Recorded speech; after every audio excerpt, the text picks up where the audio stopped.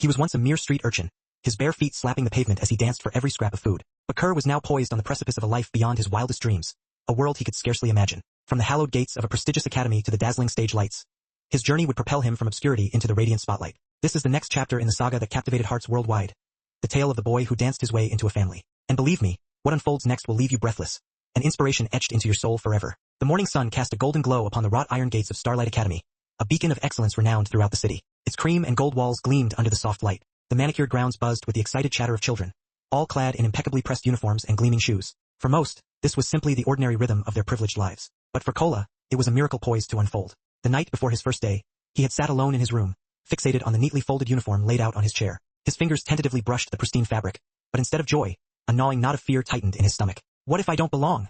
He whispered to the silent room. What if they laugh at me? A gentle knock broke through his anxieties, and Richard Lawson entered, his presence filling the room with warmth. Seeing the worry etched on Cola's face, he sat down beside him on the edge of the bed. Kola, Richard said, his voice a soothing balm.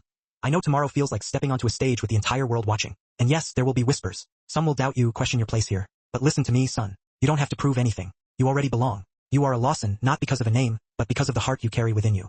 Kola swallowed hard, his chest tight with a surge of emotion. Richard placed a reassuring hand on his shoulder, his gaze unwavering. Remember this, the same courage you possessed when you danced in the street to stave off hunger. That courage will carry you through anything. And if you ever feel small, remember to hold your head high. Even kings were once just boys that no one believed in. Kola's eyes glistened with unshed tears.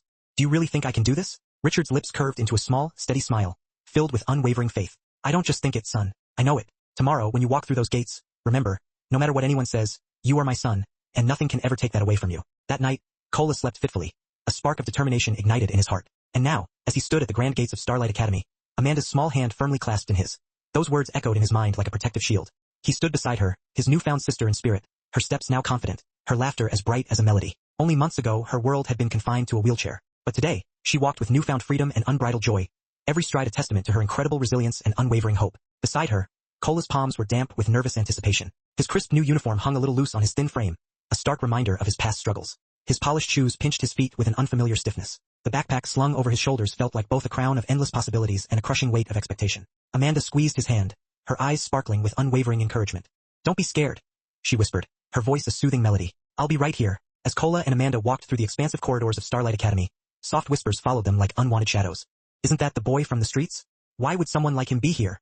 He doesn't belong here. Each whispered word stung, a tiny dagger pricking at his newfound confidence. Kola felt his ears burn with shame. His shoulders slumped slightly. For a fleeting moment, he wished he could simply disappear, vanish into thin air and escape the judging eyes. The polished tiles beneath his feet seemed harder, colder with every step. The walls loomed taller, the elegant staircases sharper, as if conspiring against him. But then Richard's words resonated within him, strong and steady, as if whispered directly into his heart. You are my son. You belong. Kola lifted his head just a fraction.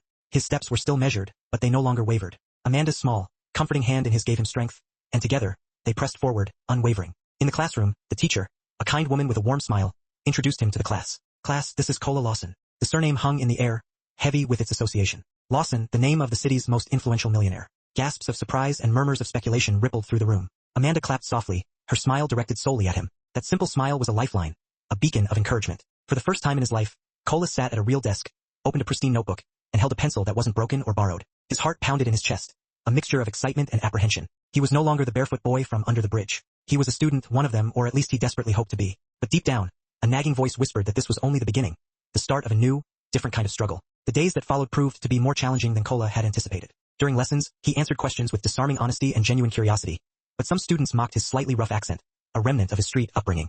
At lunch, some snickered behind cupped hands as they watched Kola eat with an almost frantic speed, as if he feared the food would vanish before he could finish. Street boy and Starlight Academy? No way. One whispered, loud enough for Kola to hear. He doesn't belong here. Another chimed in with a cruel smirk. Just wait until the exams. He'll definitely fail. A third added a cutting remark, sending the group into a fit of laughter. The words, like shards of glass, cut deep, but Kola kept his head down, focusing on his food, pretending not to notice. He didn't want them to see how much it hurt, how their words chipped away at his fragile sense of belonging. Kola clenched his fists tightly under the table, struggling to suppress the sting of the whispers and the mocking laughter that swirled around him like a malevolent storm. Richard's words echoed in his heart, a lifeline in the turbulent sea of his emotions. Even kings were once boys no one believed in. Just then, Amanda, sensing his distress, walked over and sat down beside him, her presence a calming anchor. She placed her tray on the table and gave him a bright, steady smile that radiated warmth and reassurance. Don't listen to them, she said softly, her voice filled with conviction. You belong here just as much as anyone else. Her words, simple yet profound, lifted the heavy weight from his chest. For the first time that day, Cola let out a slow, deliberate breath, releasing a sliver of the tension that had been coiled tight within him. With Amanda beside him, the voices of doubt didn't seem quite as loud, as menacing anymore. Still, at night, when the vast mansion was quiet and Amanda was sound asleep, Cola sometimes sat by his window, tears stinging his eyes. The plush bed beneath him was undeniably soft, the sturdy roof above him a haven of safety, but his heart felt heavy, burdened by a feeling he couldn't quite articulate. The streets had been cruel, yes, filled with hardship and uncertainty, but they had never made him feel invisible the way these whispers did. One night, Richard found him awake, staring out into the inky blackness of the night. "What's wrong, son?" he asked gently, his voice a soft rumble in the quiet room. Cola hesitated, grappling with his emotions, then whispered, "They don't want me there." Richard's eyes softened with understanding. He placed a comforting hand on Cola's shoulder, his touch conveying strength and unwavering support. "Listen to me, son. Greatness never comes without resistance. They laughed at me when I was young too, dismissed me as nothing. But today, they call me the Golden Touch. Don't let their whispers define you, shape you. Let your heart, your spirit, speak louder than their negativity." Cola swallowed hard, his throat tight with emotion, then nodded slowly. His father's words ignited a spark of courage within him, a tiny flame against the darkness. He silently promised himself, "One day, I'll make them see me, not as a street boy, but as someone who belongs, someone who matters." While Cola faced the subtle sting of ridicule and whispered doubts, Amanda fought her own silent battles. Though she could now walk, her steps were still slow, unsteady, a constant reminder of her past limitations. Some classmates offered encouraging smiles when she entered the playground, but others whispered cruel taunts behind her back. "Look, she's limping. She might fall again." Amanda pretended not to hear, but every word stung, reopening old wounds and fueling her insecurities. At times, she longed to retreat into the safety of her chair again, to withdraw into the comforting silence of her own world. But then she remembered the boy who had made her laugh when no one else could, the boy who had pulled her out of her self-imposed prison. She remembered Cola shouting in the garden, his voice filled with unwavering belief. "When you move, you win."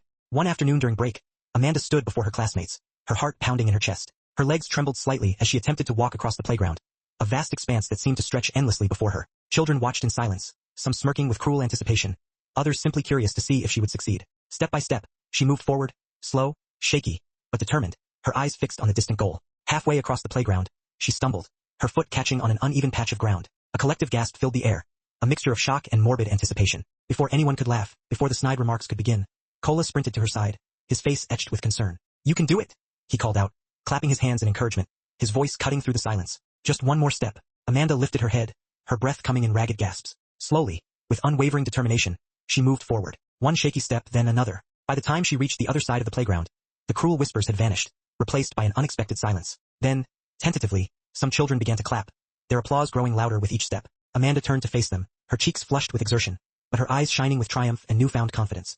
"I'm not afraid anymore," she said softly, her voice filled with a quiet strength that belied her fragile frame. Cola grinned wide, his heart swelling with pride. In that moment, they weren't just siblings by circumstance, bound together by Richard's generosity. They were warriors, each fighting their own personal battles, but never fighting alone, always supporting each other. The weeks passed quickly, and the whispers still occasionally followed Cola through the school hallways, a constant reminder of his outsider status. But then, one bright morning, a brightly colored poster appeared on the school's main notice board, transforming the atmosphere almost instantly. "End of term dance competition. Sign up now." Excited voices filled the air, a cacophony of chatter and anticipation. Students crowded around the poster, excitedly discussing costumes, music, and intricate dance routines. Amanda's eyes sparkled with excitement the moment she read it. She tugged eagerly at Cola's sleeve.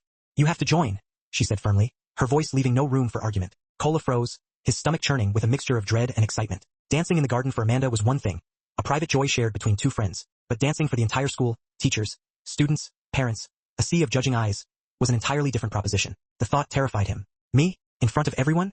he whispered, his voice barely audible. Amanda nodded enthusiastically. "Yes, you were born for this." He hesitated, casting a furtive glance around. Some students were already pointing and laughing, their cruel words cutting through his fragile confidence. "A street boy in a dance competition? He'll embarrass himself. He doesn't stand a chance." Cola clenched his fists, struggling to quell the rising tide of fear.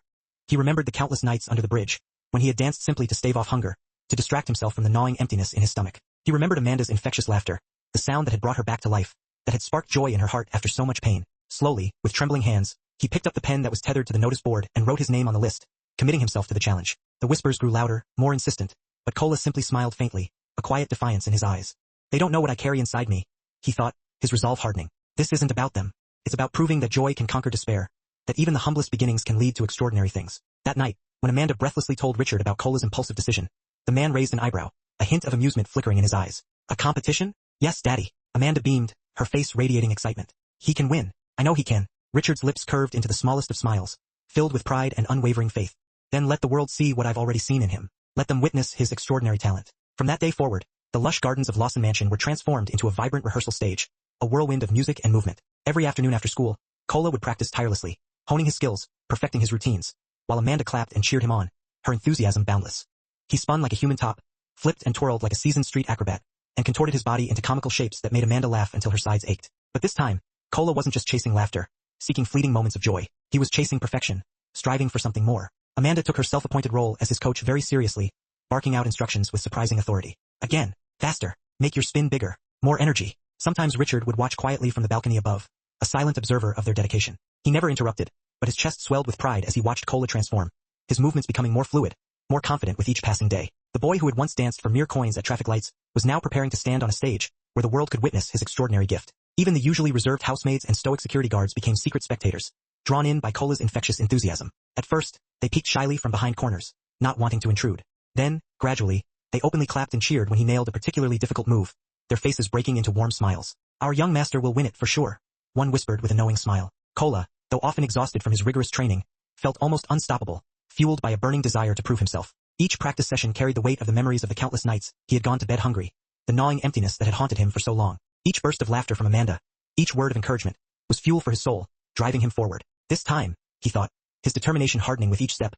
I'm not dancing for survival, I'm dancing for a dream. And though he never admitted it aloud, he also harbored another secret hope, a silent yearning that if he won, the whispers at school would finally be silenced, replaced by genuine applause and acceptance. But even as Cola prepared for glory, storm clouds were gathering on the horizon, threatening to shatter the fragile peace that had settled over the mansion. One evening, Richard hosted a formal dinner with some of his most influential business partners, men whose opinions held considerable sway in the city. The impeccably dressed men in tailored suits ate from exquisite golden plates, sipping expensive wines, their conversations revolving around intricate financial deals and strategic business maneuvers, a world away from Cola's humble beginnings. Meanwhile, in stark contrast, Amanda and Cola practiced diligently in the garden, their carefree laughter drifting through the open windows, clashing jarringly with the stiff, formal atmosphere inside. One of the men frowned, his disapproval evident.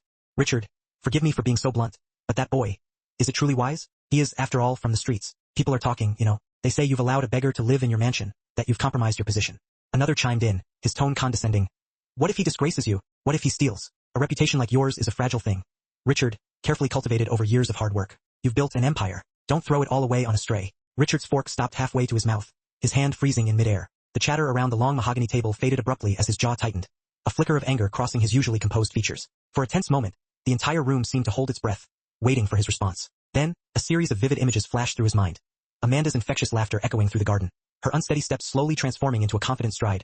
The spark of light Cola had brought into her life, a joy that all his immense fortune could not have purchased. With deliberate care, he placed the fork back on the delicate china plate, the clink echoing in the sudden silence. Leaning forward slightly, his eyes meeting each man's gaze with unwavering intensity, he spoke, his voice calm and measured, yet carrying the unmistakable weight of a man who knew exactly what truly mattered.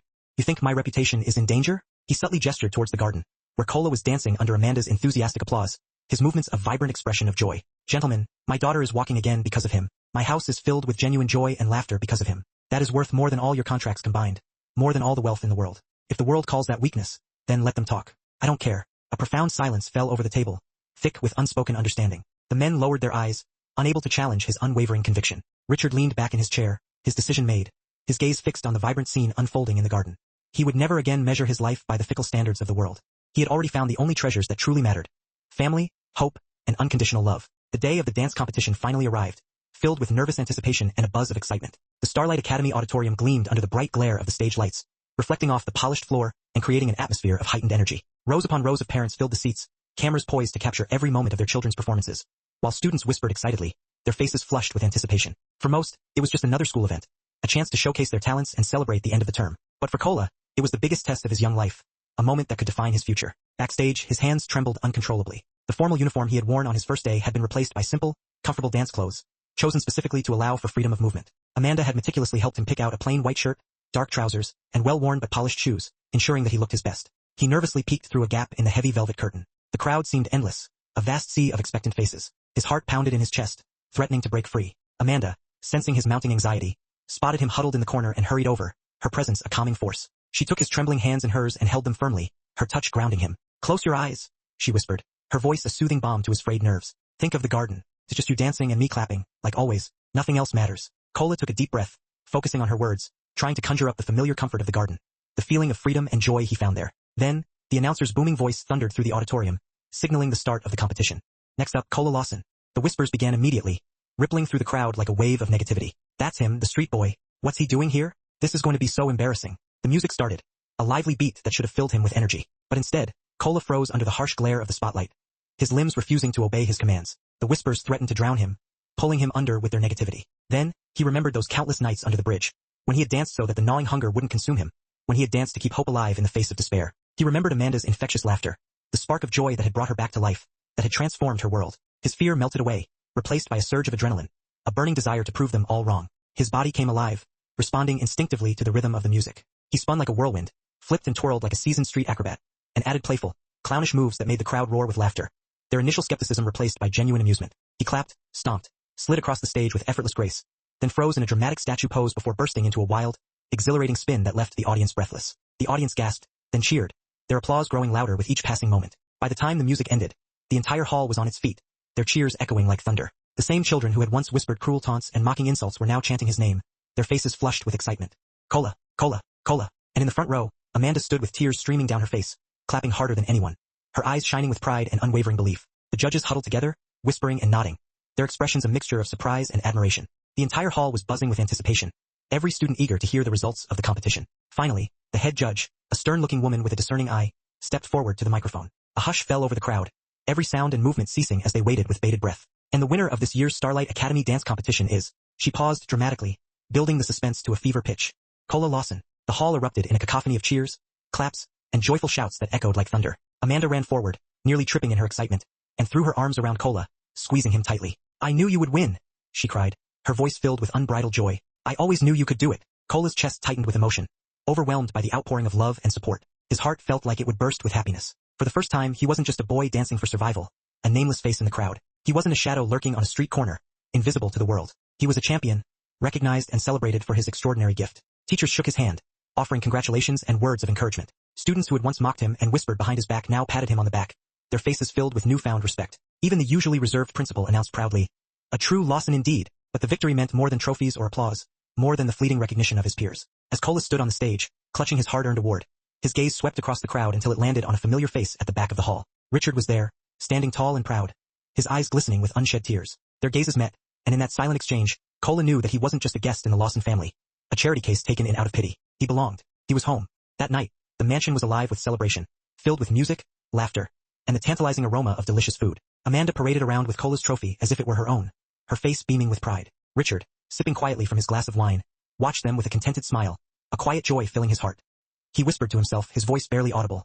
You were born to shine, boy, and you've only just begun. The next morning, newspapers blazed with headlines, proclaiming Cola's victory to the world.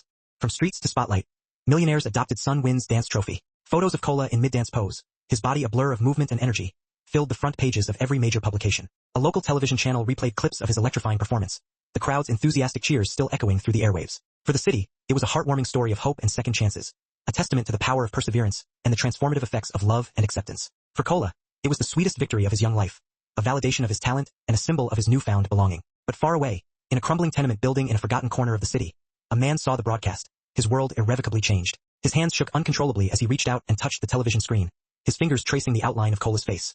His eyes, sunken from years of hardship and regret, widened in disbelief. Cola, he whispered, his voice cracking with emotion. My boy. That evening, as the mansion prepared for another lavish dinner party, the security guards at the front gate were startled by the arrival of a ragged figure, a ghost from Cola's past demanding entry.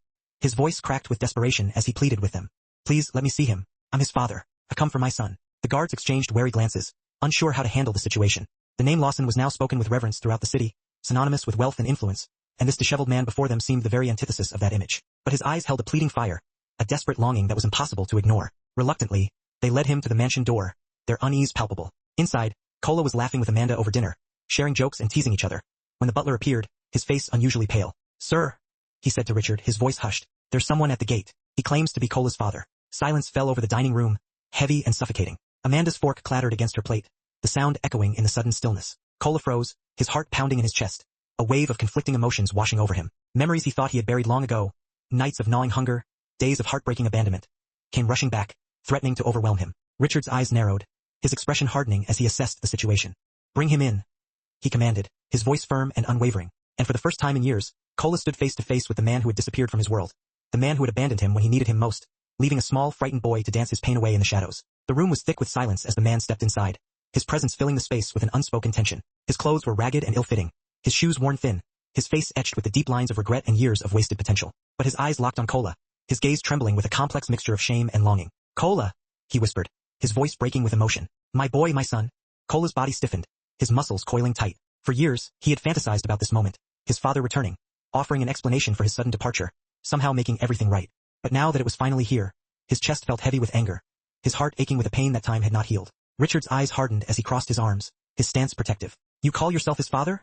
he challenged, his voice laced with scorn. "Where were you when this boy slept under bridges, shivering in the cold? Where were you when hunger nearly took his life, when he was forced to dance for scraps of food? Where were you when my daughter's laughter returned because of him, when he brought joy back into our lives?" The man fell to his knees, tears streaming down his weathered face, his body racked with sobs. "I failed him," he choked out, his voice filled with despair. "When his mother died, I broke. I was lost, adrift with no work, no money, no way to care for a baby alone. I admit it. I ran away from my responsibilities, and I have carried that shame with me every single day since. But I've seen him now alive, strong, full of light, and I am begging for another chance. Please, let me make amends." Cola's fists clenched tightly, his knuckles turning white, his heart raced, a whirlwind of conflicting emotions swirling within him. Memories rushed back in vivid detail. Nights spent begging on the streets, shivering in the bitter cold, dancing on an empty stomach, desperate for someone to notice him, to care. He had been invisible to the world, including the man kneeling before him. Amanda's eyes filled with tears as she listened to the man's anguished plea. She looked at Cola, her gaze filled with compassion, waiting for him to speak, knowing that this was his decision, and his alone. Richard remained silent, his expression unreadable, knowing that the choice wasn't his to make. The whole mansion seemed to hold its breath, suspended in a moment of profound significance. The man sobbed uncontrollably, his voice cracking with desperation. "Please, son, forgive me. Let me be your father again. Give me a chance to show you that I've changed." Cola's lips parted, his voice trembling with emotion. But instead of the forgiveness the man desperately sought, his words carried the weight of years of abandonment, the culmination of a lifetime of pain. "You lost that right when you left me," he said, his voice surprisingly steady. Cola's voice grew stronger, his resolve hardening with each word. "When I was hungry, you weren't there. When I slept on the streets, you weren't there. When I danced alone, hoping someone would see me, you weren't there. But when I made Amanda smile, she was there. When I needed a home, Richard was there. When I needed a family, this family was here. They chose me when you abandoned me." His father shook his head, weeping openly. "I was broken, son. I didn't know what else to do." "So was I," Cola retorted, his voice cracking with suppressed emotion, his fists still clenched tightly. "But I didn't run. I danced. I fought. I survived. And now, I'm not alone anymore. I don't need a father who abandoned me. I have a family now, a family that loves me." Amanda rose from her chair, walking carefully to Cola's side, her presence a silent show of support. She took his hand firmly in hers, her touch conveying her unwavering love and loyalty. "And he's my brother?" she declared, her voice filled with conviction. "No one can ever change that." Richard stood, his eyes misty with emotion, though his face remained strong and resolute. He placed a comforting hand on Cola's shoulder, speaking with quiet pride.